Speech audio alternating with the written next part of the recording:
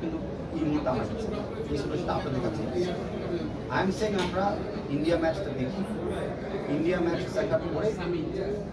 everybody job দিতে পারে president থেকে শুরু করে আমাদের পিয়ন আর হামিদুলের ব্যাপারে আমি বলি কথাই বলেন হামিদুলের বাড়ি এক্স্যাক্ট আমার বাড়ি একদম গ্রাম আমার পাশে আমি তার সাথে ব্যক্তিগতভাবে কথা বলছি তার বাবার সাথে আমি কথা বলছি সে নিজে আমাকে বলছে যদি আমাকে আলটিমেট 23 স্কোয়াডে না রাখা হয় তাহলে বাংলাদেশ যাওয়ার কোনো আমার ইচ্ছা নাই বিকজ ইটস রাইট একটা লোক ছেলে আসবে একদিনের জন্য এখান থেকে ব্যাক করছে বেটার সে তার খেলাতে ব্যাক করছে ওর বাংলাদেশে আসা না যাওয়াটা ওর আর আমার 100% এখানে আপন মিউচুয়াল ডিসকাশন এখন স্কোয়াডে থাকা না থাকা একটা 29 মেম্বারকে আমরা পাঠাইছি 29 এর কিন্তু অনলি 22 জন because Hamza Chowdhury is the 30th হামজাকে 23 তে অ্যাড করলে 29 থেকে 22 জন আমরা coaching team has selected 22 John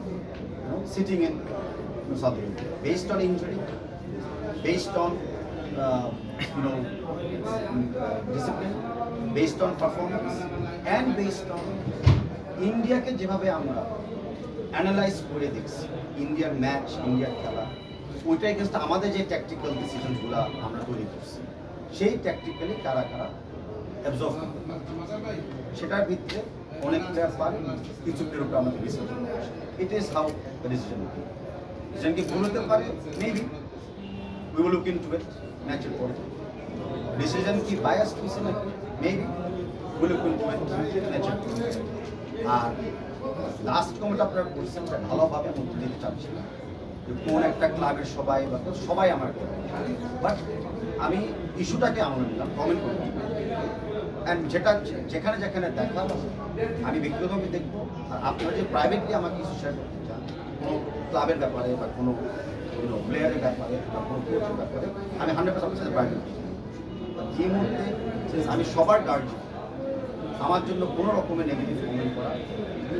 or suspicious কমেন্টটা ঠিক হবে এটা আমি আমার কাছ থেকে আপনার কাছে চেয়ে নিচ্ছি প্লিজ প্লিজ প্লিজ প্লিজ